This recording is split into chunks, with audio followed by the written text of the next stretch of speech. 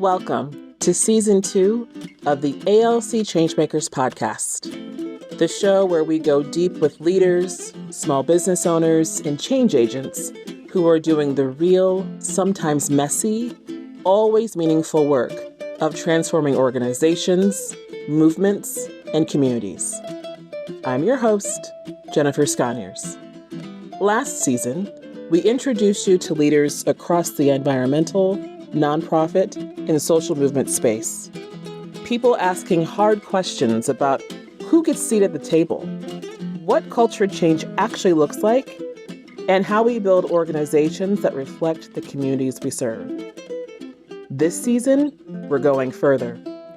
We're talking to people who've had to wrestle with their own leadership journeys, through exclusion, through trauma, through reinvention, and came out the other side with something powerful to offer. People who are redefining what it means to do community work, culture work, and conservation work in a moment that demands both courage and clarity. Because at ALC, we believe the work is the work, no matter what you call it. And leaders doing it, they deserve to be heard. So whether you're a seasoned executive, an emerging change maker, or someone who's just starting to ask the questions that don't have easy answers, this podcast is for you. Let's dive in.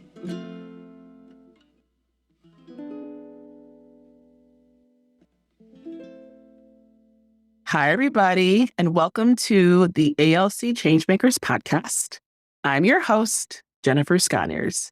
And on today's episode, I have Leander Lacy with Lacy Consulting. Leander and I have worked together in the conservation movement space, which we'll define for you. And Leander's got some things cooking, so some workshops happening in the future, etc. So I'm super excited to have you here. Welcome, Leander. Nice. Thank you so much. I love that you use cooking because, I love to eat. So that's cooking metaphors are always great for me.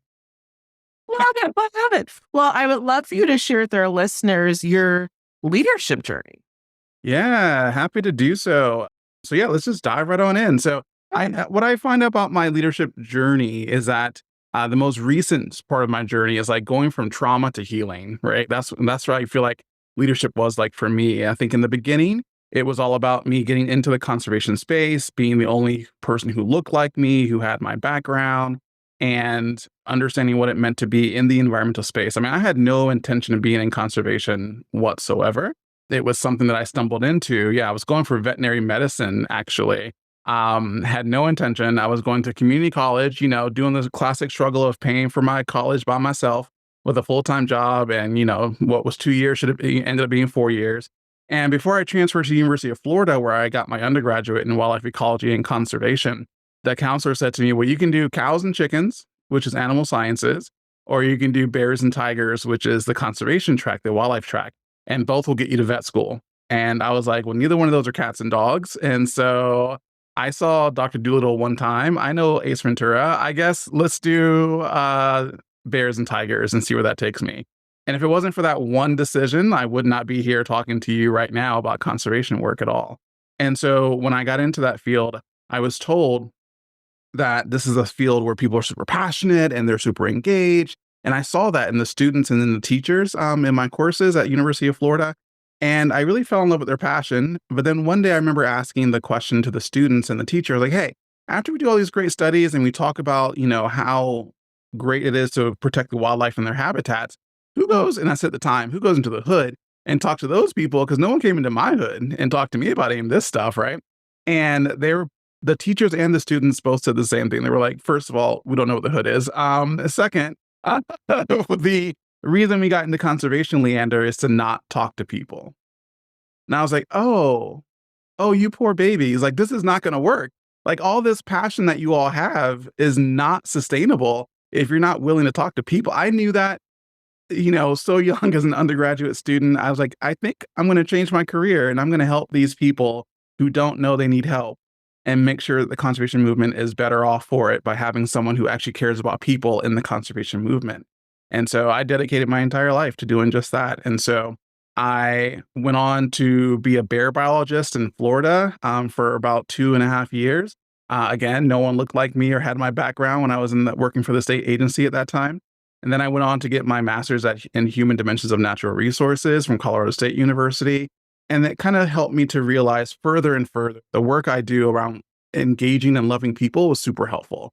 So my leadership journey really is around how do I stay consistent in my values of helping people? And as I worked in the environmental field, I was just subjected to a lot of microaggression slash racism. And I realized that this can't be for me. Like, I can't be in this field and be subjected to this level of racism and systemic oppression. And so I ultimately left from a traumatic experience and then decided, well, do I even have worth anymore here in the conservation field? Like, should I just leave the conservation field completely, despite my, sacrifices I've made for friends and family to be in this field? And ultimately I decided, well, maybe I'll start a company. Maybe I'll see if I have any value if anyone hires me. Maybe that's how I show my worth, right? And so I started my company in 2019, and it was based in trauma. But what I began to understand is that I am an entrepreneur, period. That's who I am. I am the leader. I am the CEO. That's what I'm supposed to be doing. And so that's what I became. And so I'm so excited to share further more about my story, about how I ultimately have flourished in this space as the CEO of Lacy Consulting Services. That's awesome. Thank you so much for sharing that story. I think there's something about the ways our leadership journeys can start with some trauma or just feelings of or real experience of exclusion or, you don't know that, do you? You know what I mean? And the ways when we build our companies, we are filling a void or a niche that people don't know that they need. So there's a lot of education that happens. At ALC, we talk about enrollment, which is really how do you work with people who are values aligned? How do you do bridge building work? How do you put people on the path for those who are willing? And so my estimation is, consulting work ends up being a lot of that, right? We're not making widgets. So conservation, I want us to unpack what that means. And I say this stuff for listeners. In an earlier episode in our first season, you heard us talk to Carol Kaufman, who is the CEO of the Ohio Environmental Council. And so she was talking about the work in really like the more broad environmental space. That space is quite vast, and there are different segments of the sector. And there is this segment known as conservation. And I'll also name it ALC. We've worked with different conservation organizations, and they've all had a slightly different interpretation of what that actually means. Leander. Ooh. From your vantage point, worldview, the work that you do in the world, for our listeners, really describe and define what are we talking about when we say conservation? I love it. I love it. Because, as a social scientist, words matter, and the way that we define things matter. And what you find, and as a social scientist, we know that there are multiple definitions for the exact same word. And so sometimes you're trying to figure out which definition are we talking about here, right? And so I appreciate this question. So from my perspective, I at first have to root it in the fact that I understand that conservation, as I'm about to initially explain it, is rooted in white colonial foundations. It's about protect, exclude. So buy land, protect that land, make sure no one else can really engage with that land so that we can say that we protect it. By buying land, we're protecting that land, right? That is not the normal worldview from a lot of other cultures and perspectives, but that is a cultural perspective of the founders of conservation, which were primarily white, straight men. And so when you look at conservation as it historically was talked about from the Western perspective, it was about buying and restoring and protecting land and limited access. And those access tends to be for people who look like the same people who protected that land. As we kind of evolve and people get more involved in the idea of conservation and the conservation movement, it becomes a space that's more about how do we heal land and use that healing of land to also help heal communities. That's how I perceive it now. And so I perceive conservation as a mutually beneficial opportunity to heal the planet and heal ourselves at the same time. I really love that because there has been an evolution, I want to say, at least since the 1990s, where there was when you saw the rise of the environmental justice movement and really calling, I think, some really important questions around land ownership, land management, because as you were saying, as you're telling your story, people somehow divorced protect the land to the impact on people. Yes. But if you're part of that impacted group of people, like you're thinking it's both and, there's actual intersections here that are very quite real for many of us. And so there's been, I don't know if evolution is the right term or not. There's been a bit of one over the last few decades. And I'll just say, I don't know if we've landed the plane on that yet. I just know it's. We have not, people. We are in the air. We are in the air. It's broken. Right. One engine is falling off. We're trying to figure out how to do this. Yes. It's, I'll just say it's a continual tension and conversation in the greater space. And I think I'll just say from an ALC perspective, one of the tensions, I think people are still not in either or thinking about it. And I think what often ends up happening, especially we're talking about in coalition spaces, right? So if we're talking about the buying and the selling and the ownership of land, what does it look like in coalition space when you have we'll call traditional conservation organizations, which are typically predominantly white, I'll be blunt, in the same space with tribes, right? And we're talking about policy solutions, policy initiatives, but it's not, it's not cookie cutter. A lot comes up. Right. And so there's this friction and tension is something that often happens. And for listeners, this is usually when our team at ALC would come in when there was a tension there. Only it's a work through to figure out how do you work together? How do you find some of these complex solutions? What do you need to wrestle with yourself? I mean, in your own leadership. So that's the work that ALC has done. We're just turned 10 this year.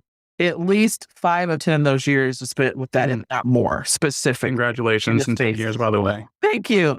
So it's very real and it's very emotional and personal for people. And I think that's part of this wrestling and / reckoning that's been just occurring in the work. Leander, you've been like really vocal, I feel like, on LinkedIn about the conservation space and asking some really, I think, tough and important questions. Can you just speak more to like what you'd like the space to do or what you're asking of this movement space? Yeah, I love that. Yeah, my LinkedIn, I don't know what happened. I just went with it and it's become the space where I do most of my talking and marketing and engaging. And I think that when I think about the conservation movement, I've always advocated that there should be a higher connection between the way that the benefits to people as there is to the benefits to animals and rivers and everything else on our planet, right? And also the weirdness as if those are two separate things, right? As if like humans and planet are like this weird two different things. It's all the same thing. We are the planet. When I think about what I'm asking for on LinkedIn is I'm just trying to get people to the first thing you're going to see if you go to my LinkedIn is I'm trying to get you all to stand back up. Because we've been beat down in the last couple of years, for sure, around conservation. People have been losing their jobs. They've been doged. They've been told they can't have funding. They can't talk about DEI anymore. They can't really care about communities, which is also perceived as DEI work, right? It's like, oh, if you're doing community work, what does that really mean? Is that DEI? Everyone's afraid. And so my first and foremost perspective is to get people unafraid. We can't be afraid. We can't stop doing the work. We have to keep doing good conservation work. And on top of that, what I'm trying to do is advocate for more social science happening in the environmental space. And so more of that way, how do we tell stories? How do we get stories from people on the ground and people who are impacted by conservation work? And how do we translate those stories to the leaders who need to make decisions? And as much as I would love it that the leaders can just listen to the communities and understand what they mean, that just doesn't happen that way. They're so hardwired to want data. And so social science is a way for me to get community stories, translate that into data that the leaders are going to use that are actually going to benefit communities and make decisions on how they improve the environment. I love that. So I think for listeners, how we've connected is you really you're like the conservation data specialist. Really. Like you are taking that information, whether it's through storytelling, whatever the things that may be happening and really harnessing the data. So can you tell listeners more about your approach and like just the uniqueness of Lacy Consulting Services? Yeah. So we're a very equity forward company. And so when we do engage with communities, we mean the whole community. We're not talking about what we're traditionally used to, which are people who mostly benefit from conservation historically, have been wealthy, generally white individuals who really can benefit from most of the conservation projects happen in those neighborhoods, is probably the best way of saying it, right? And so when you think about historically how conservation groups have viewed communities, they see them as the enemy, right? Like, oh, they're the ones who are causing the problem. If we didn't have so many of them, they wouldn't, destroy our lands and, blah, blah, blah, blah. And so then these folks tend to build biases and stories in their heads. And so my job is to cut through that. And so our tagline example for at Lacy Consulting Services is to stop assuming, start knowing, right? Mm-hmm. Because conservation groups makes tons of assumptions about communities, and our job is to cut through that. And so when we are doing our engagement work, we engage with mosques, we engage with the Latino community and the community center. We're going to barbershops, we're going to wherever we need to go to make sure that we're getting diverse perspectives across the community, and we're not limiting or discriminating against anything. We just want to make sure that we hear voices that have been historically unheard. Well, of course, making sure that we hear from the voices of the majority, but their voices are everywhere. Like, those are represented easily. We can easily get those voices. What is harder, and what most groups that do social science work for the environmental work miss, is getting those unrepresented voices. And the majority of the reason why is because none of them look like anyone from those underrepresented communities. And because we have staff that reflect a variety of underserved communities, it's so much easier for us at Lacy Consulting Services to move within those spaces while still also getting the voices of the majority. I love that, Leander. And can you share, we're in an interesting time, to say the least, right? Mm-hmm. The least. Right, right. In what ways have your services perhaps evolved or changed just to meet the current moment? Oof, yes, I love that. So, last year it was about survival. It was about where is the bomb shelter? Let's get in there. Let's just stay alive for a year. And if we can stay alive for a year, then we can figure out what to do next, right? And so I scrubbed DEI off my website, and that was scary. That was really hard for me to do initially.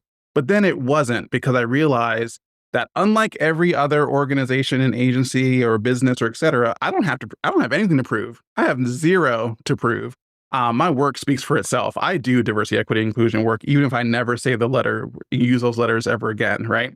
And so initially it was a little bit of a scrubbing just to survive, a little bit of also changing my tactics to focus more on doing the social science work that I love doing versus DEI workshops, which is what I used to call them right before. And now I don't call them DEI workshops anymore. I just call them what they are, right? I do workshops on building trust with communities and partners. I do workshops on understanding the history of different civil rights and how that intersects with the conservation movement and then why it matters. So why women's rights matter for how it matters in the conservation. So you don't really hear voices of women until women get the right to vote. And then all of a sudden you start seeing their voices in conservation more prominently. Same thing with LGBTQ rights, et cetera. And so we talk about the rights movement and the conservation movement and how it's so important that until people have basic rights, it's hard for them to engage in conservation work.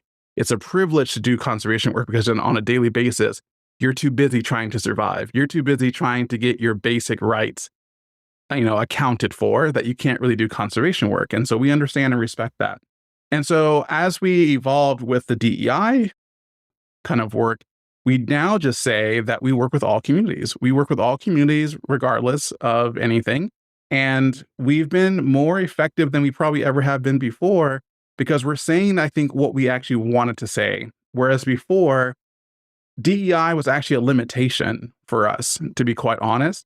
It boxed us into something that I never put that label on myself.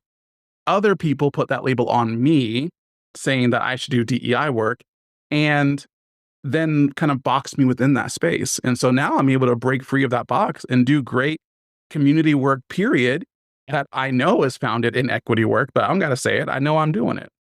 Yeah. I love that. Listen, what you're saying, we also saw over here at ALC, we do culture change work. That's the work.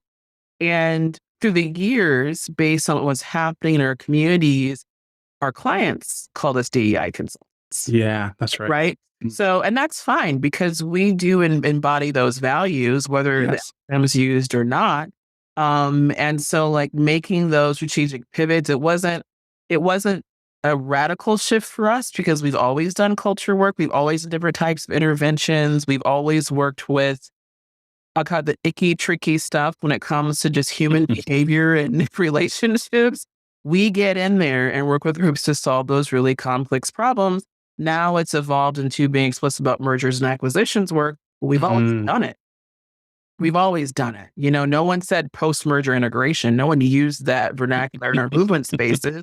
But they would say things like, we've had a radical shift in our leadership from our ED to our CEO to our board. We don't know what's happening, or we actually are now merged or come together to the organization in this way. And it's kind of bumpy. And there would be a DEI problem, but that it was a greater culture problem, right? So I think on the one hand, while the acronym is not used anymore and perhaps was even overly used, if I'm being honest, if you're doing the work of people and culture as we do, or like data as you're doing, the work is still the work. We can call whatever we need to call it, but the work is the work. And I've been saying that the last couple of years for our team here at ALC, like the work is the work. We can change how we talk about the work. The work is the work, and our values are our values, and we're standing on that. Period. And the clients that we get know that. They don't need to see it. They know it. They knew before they even called me what they were getting. Yes, for sure. Well, what are you up to now? What's next? How can folks engage with you? Do you have upcoming workshops or engagements you want people to know about? Yeah, so I mentioned a little bit about our trust workshop. That's probably our most popular workshop by far that we've been doing with environmental organizations. We have in this workshop, you'll learn and understand a framework called the Trust Ecology by Professor Mark Stern. That was theoretical that we've turned to practical, and we've been using it for the last 5 years now to really engage with conservation organizations to develop strategies on how to build effective trust. And so that has just been an amazing workshop. And we have now an open enrollment that we're doing this year. We're going to have 3 of them. I know the first one's going to be in June. The last one's in December. I can't remember the middle one right now, but probably September probably makes sense. But if you really want to know and find out and follow what's going on at Lacy Consulting Services and how to engage, get on my LinkedIn. Just do it. You can follow me. You can friend me. I don't care. I take friend requests. I am pretty I do a little bit of looking. If you're just a random person from oh, are you just trying to get business from me? Or in a way of you're just a marketer trying to get more marketing. We all get that scam stuff. But in general, I'm super active on LinkedIn and would love to engage your audience there. Awesome. What's your LinkedIn handle? How can I find you? Yep. So you just look up my name. So use my personal LinkedIn. I use more than anything else. So just look up for Leander Lacy, Leander, last name Lacy, not EY, which people tend to do sometimes. And you'll find me, I promise. There's not, but maybe 1 or 2 Leander Lacys in the environmental space. So you'll find me.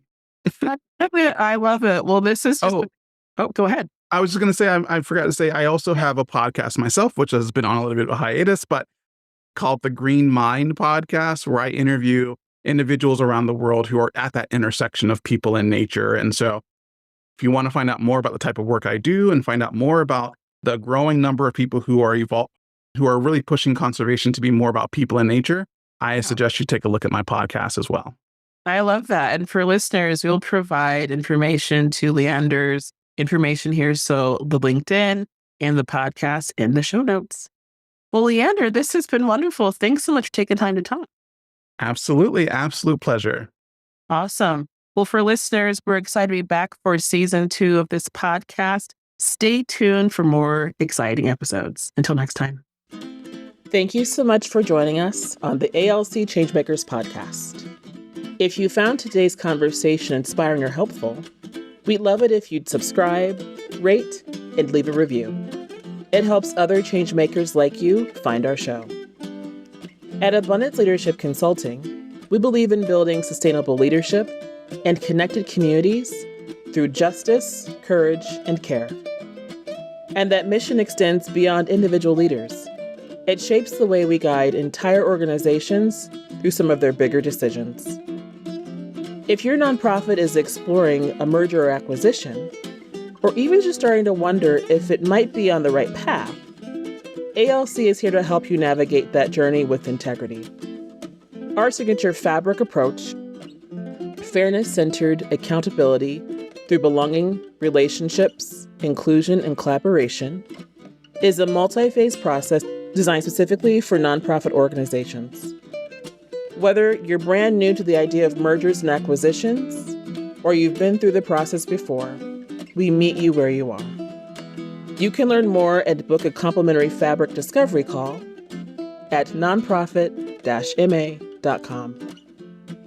For leadership resources, tools, and to connect with our broader community, visit jennifersconyers.com. Until next time, keep leading with purpose, keep building relationships that matter, and keep creating change one bold step at a time.